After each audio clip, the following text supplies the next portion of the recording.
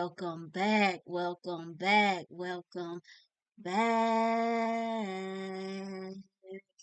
to Our Way of Thinking TV. Bringing y'all trending topics and real life conversations. If you know, tap in and let her cook and listen.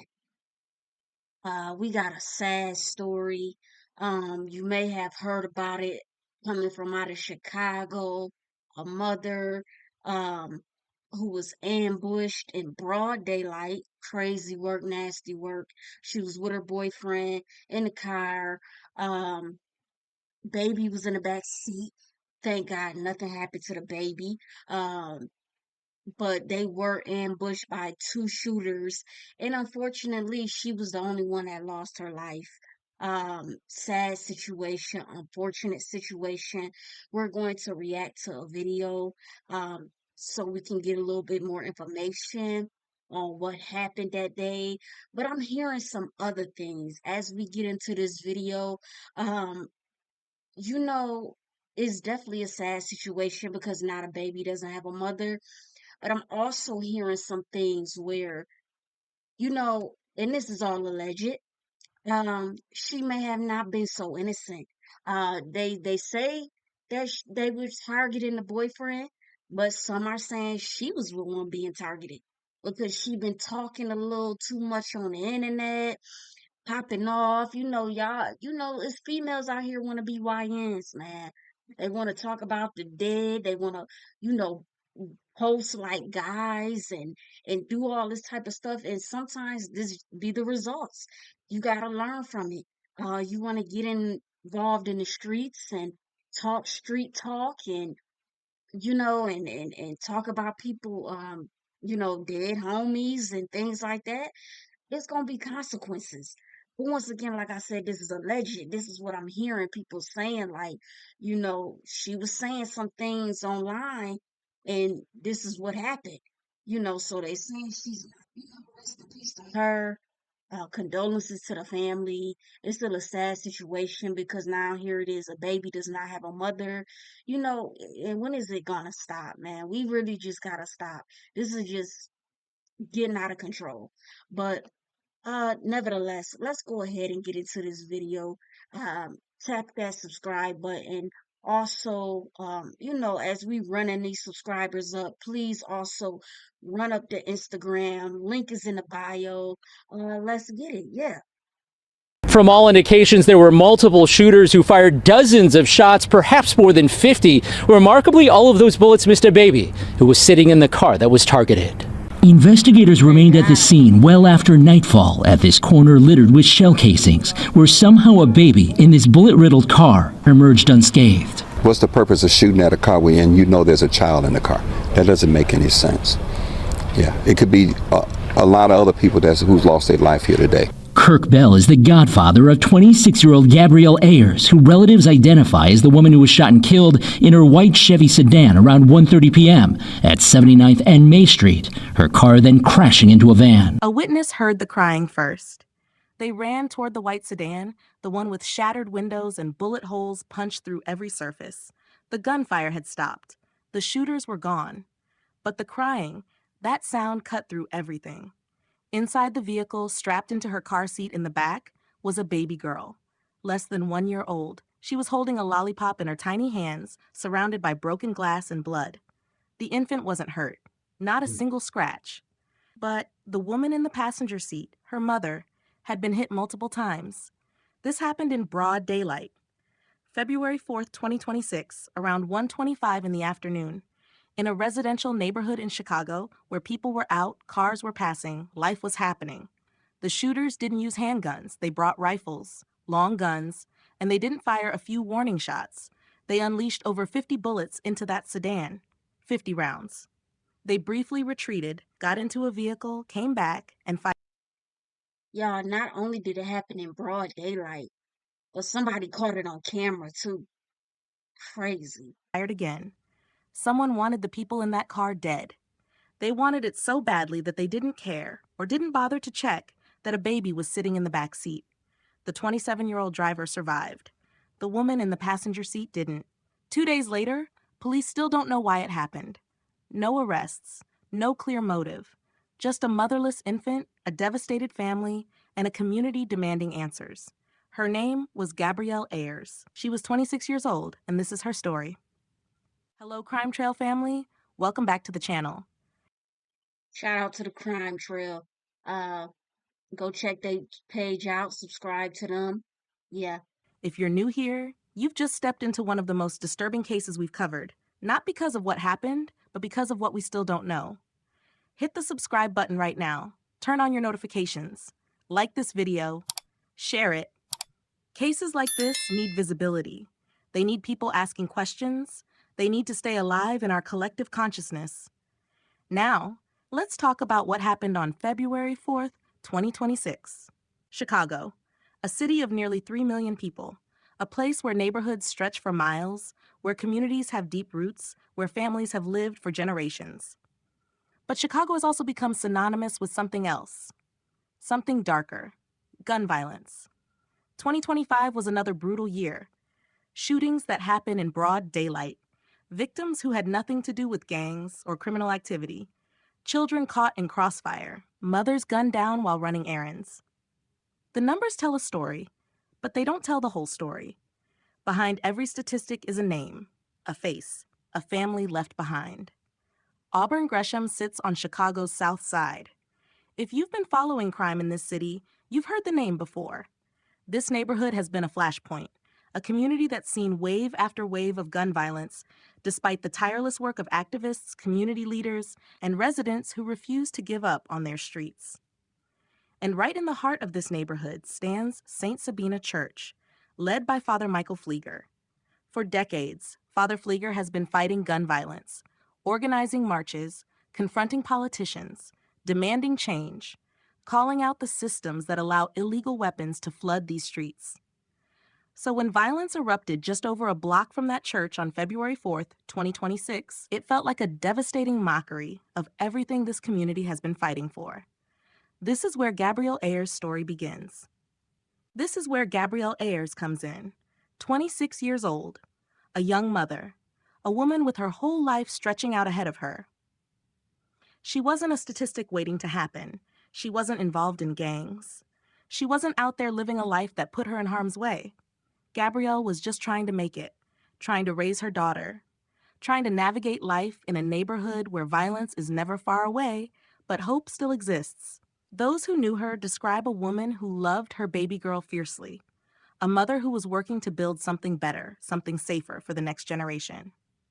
On February 4th, 2026, Gabrielle was in a white sedan traveling through Auburn Gresham. She was in the passenger seat. A 27-year-old man was driving, and in the back seat, secured in her car seat, was Gabrielle's daughter, a baby girl, less than 1 year old. It was around 1:25 in the afternoon, the middle of the day. People were out, cars were passing, life was happening. Gabrielle had no idea what was about to unfold. The white sedan was moving down the street when they appeared. 3 suspects, armed with long guns, rifles, the kind of firepower you bring when failure isn't an option. And then they opened fire. The attack. Listen, when you live in that life, and like I said, I don't know if it was her or the boyfriend or whatever the case, y'all can't just be riding around all willy-nilly, like with the baby in the back seat, like everything just sweet. Come on now. If you know people looking for you, y'all just riding around like everything. Come on. Attack was overwhelming. Over 50 shots were fired into that vehicle, 50 bullets tearing through metal and glass. The windshield exploded. The doors were riddled with holes. The sound echoed through the neighborhood, sending residents running for cover. We heard what sounded like fireworks, but we knew it wasn't fireworks. It went on, one neighbor would later tell reporters. But the attack didn't end there. The shooters briefly retreated, maybe to reload, maybe to reposition. Then they got into a vehicle and came back. They fired another volley of shots at the sedan before finally fleeing the scene in a gray Dodge Durango, one dressed entirely in black with a handgun, the other 2 in gray clothing, one carrying a handgun, the other a rifle. This wasn't random. This wasn't being in the wrong place at the wrong time. This was targeted, deliberate. Someone wanted that car, or someone in it, destroyed. The 27-year-old driver was hit. He survived and is currently in good condition. Gabrielle Ayers wasn't so lucky. She died right there in the passenger seat, multiple gunshot wounds. She never stood a chance. And in the back seat, covered in shattered glass, surrounded by the smell of gunpowder and death, her baby girl was screaming. A witness rushed to the car. What they saw will haunt them forever. That infant, still strapped in her seat, clutching a lollipop in her hands, crying for her mother. The baby was physically unharmed. Not a scratch. Not a single bullet had touched her, but her mother was gone. Hey, that was for sure, God. That child is highly protected. Father Michael Pfleger, visibly shaken when he spoke to the press, said what everyone was thinking. They had long guns in broad daylight. We need accountability. Accountability. That's what everyone wants. But first, they need answers. Because here's the thing that's keeping this case in the headlines.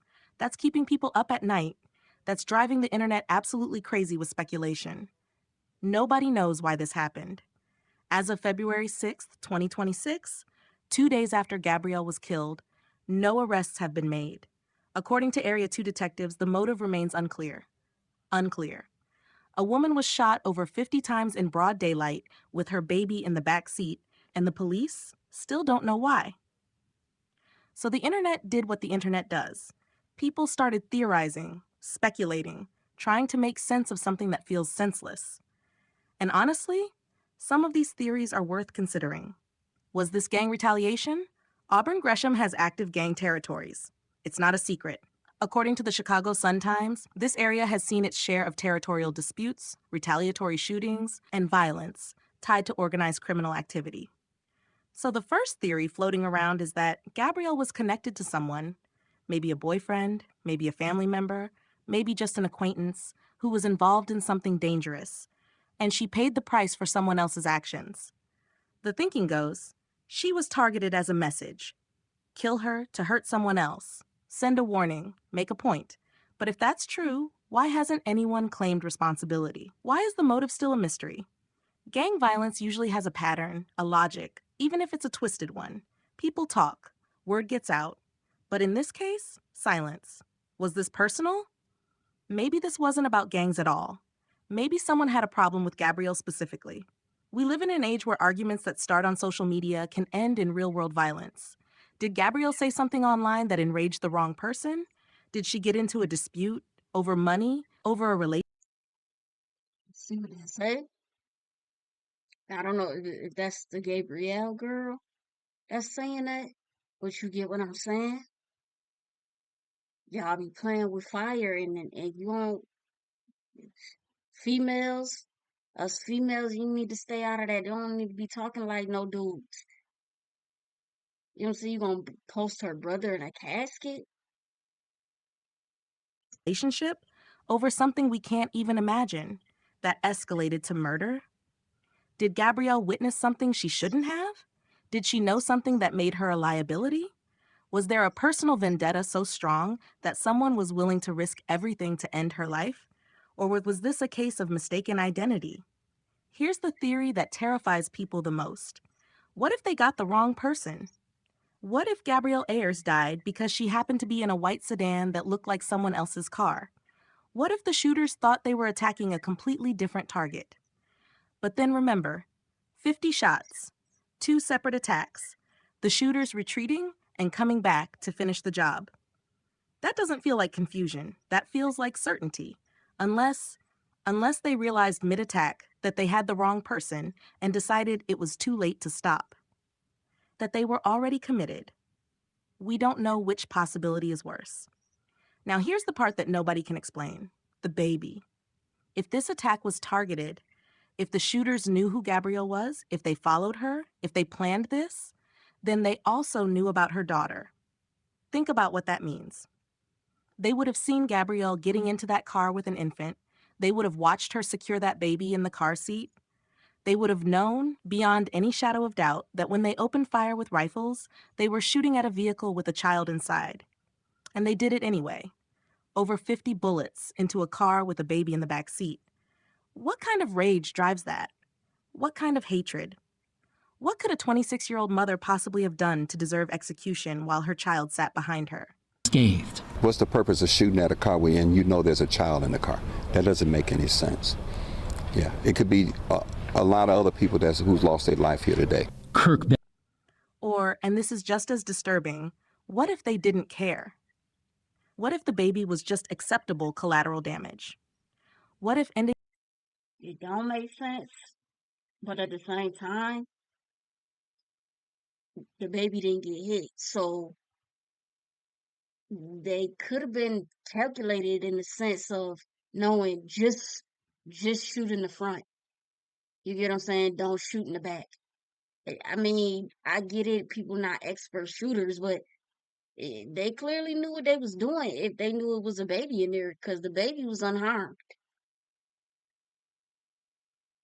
Gabrielle's life mattered so much to them that an infant's death was a risk they were willing to take. What did she do? What could anyone possibly do that would justify this level of violence? This level of disregard for innocent life? I want to hear from you.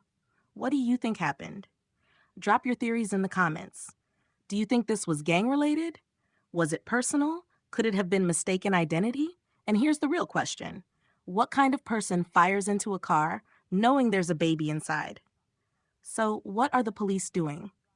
According to the Chicago Police Department, Area 2 detectives are actively working this case. They have surveillance footage, they have evidence, they have witnesses. CWB Chicago reports that the video shows 3 suspects fleeing in a gray Dodge Durango. One was dressed entirely in black, carrying a handgun. The other 2 wore gray clothing, one with a handgun, another with a rifle. The footage exists, the evidence is there. The shooters were caught on camera.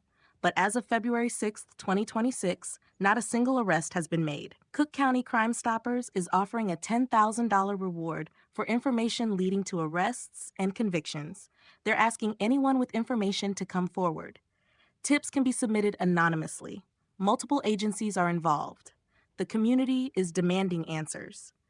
Father Pfleger has called for accountability.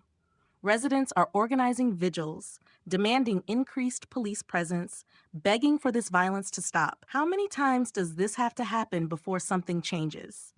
One Auburn Gresham resident asked reporters, her voice breaking. According to the Chicago Sun-Times, this case fits into a disturbing pattern. Auburn Gresham and surrounding neighborhoods have seen an uptick in shootings involving long guns, rifles that are illegally obtained and used in increasingly brazen attacks. Where are these weapons coming from? How are they ending up on these streets? And why are people willing to use them in broad daylight in residential areas? It's a little too late to be asking that, honestly. And this is Chicago. We already know how Chicago get down. I ain't gonna say we, but a lot of people around the world have glorified Chicago, want to be like Chicago, want to be like everybody out of Chicago, Lil Durk, King Von, FBG Duck. They glorify it. That's why there's so much going on the same in other states and cities.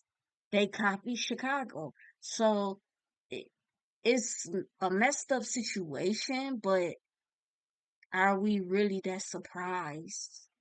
You get what I'm saying? This has been going on for a while now, and it's a little too late to be asking where are they getting the weapons from. Areas with complete disregard for who might be caught in the crossfire? Those are questions for another video. Right now, the focus is on finding the 3 people who killed Gabrielle Ayers and left her daughter motherless. The Auburn Gresham community is exhausted, not just sad, not just angry, exhausted. According to NBC Chicago, residents have organized vigils, they've marched, they've demanded change, they've done everything they can think of to stop the violence, and still, it keeps happening. Mothers are afraid to let their children play outside. People are terrified to go to the store in the middle of the day. The sense of safety, of normalcy, has been shattered. One resident told ABC7, "We can't even go to the store in the middle of the day without worrying. When is it going to stop?" That's the question on everyone's mind. Because Gabrielle Ayers isn't the first victim of gun violence in this neighborhood, and unless something fundamental changes, she won't be the last. Father Pfleger, who has dedicated his life to fighting this violence, expressed both grief and frustration. The fact that this happened so close to St. Hind, Sabina Church, literally just over a block away, feels like a cruel joke. Like all the work, all the marches, all the pleas for peace, none of it matters when people can still show up with rifles in broad daylight and take a life.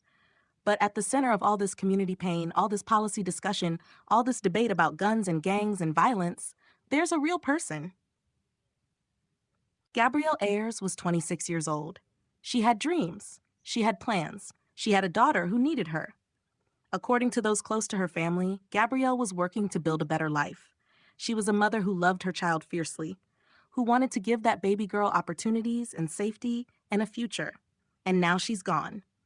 Her family is shattered. They're not just grieving, they're desperate for answers. They want to know why. They want justice. They want the people who did this to face consequences for what they've taken. And that baby girl? She's alive.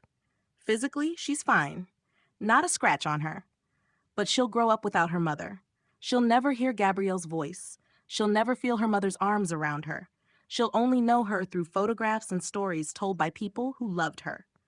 That child will carry the weight of February 4th, 2026, for the rest of her life, even if she's too young to remember it. This isn't just a Chicago crime statistic. This is a family destroyed, a community traumatized, a little girl who will spend her whole life wondering why someone took her mother away. As of right now, February 6th, 2026, this case is unsolved. The suspects are still out there, walking free.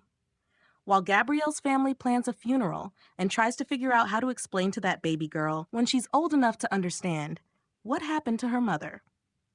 So now I'm turning this to you, Crime Trail family. What do you think happened here? Was this gang retaliation? A personal vendetta? Mistaken identity? And what do you make of the fact that they fired into a car with a baby inside? Did they know and not care?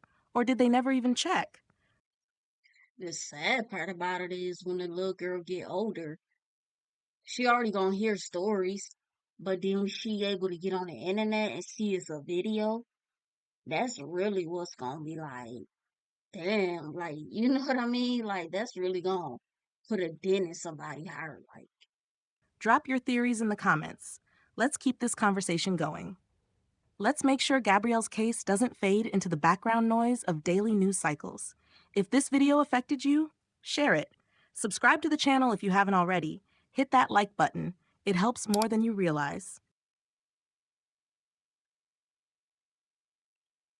yeah, but I had to come speak on this, because it's, these type of things happen every day, but it's definitely sadder when it's a mother, mother or a child. Um, female by any, just, you know, situations where females and kids shouldn't be involved. You get what I'm saying? It does happen, but it's unfortunate. Um, y'all gotta tell me too. What do y'all think of the whole situation? Because I'm not gonna sit here and just be cliche and be like, oh, this is just so sad, which it is. But also, when females are out there, and I'm not saying she was, I'm just saying allegedly and hypothetically, when females are out there in the streets, they going up against gang members, they going up against guys, they talking reckless, they saying like, I'm smoking on your dead homie and all this and that and that. Do you feel like it's fair game when they run down on a female, or they should just still leave it alone? What do y'all think? Do y'all think, eh, she should be treated just like a dude? If she talking like a dude and she acting like a dude and all this, same consequences? What? You know what I mean? But, once again, a rest in peace to her, condolences to her family. Um, yeah, y'all let me know what y'all think in this situation here in the comments. I'm coming with more stories like this because it's so many right now, y'all. I gotta see which ones I'm gonna do because we getting so many stories of just deaths. Like I was just looking at a story of a mother. She unalived two of her kids. Um, Another mother unalived her child, I think for stealing her alcohol or something like that. Like, it's so many stories out here that it's like the devil is for sure amongst us. Cause y'all just, I don't see how blood out here just unalive in blood. And then kids at that. I mean, kids gonna be kids. So you telling me your child stole something from you and you're going to unalive them? Like, what's going, so whoopings don't matter no more, punishment don't matter no more. You're gonna just straight take their life. What's going on out here, man? Like, this world just, y'all gotta let me know. I'm coming back with more. Please hit that subscribe button, turn on the notifications. Yeah, Our Way at Thinking TV. I'm out.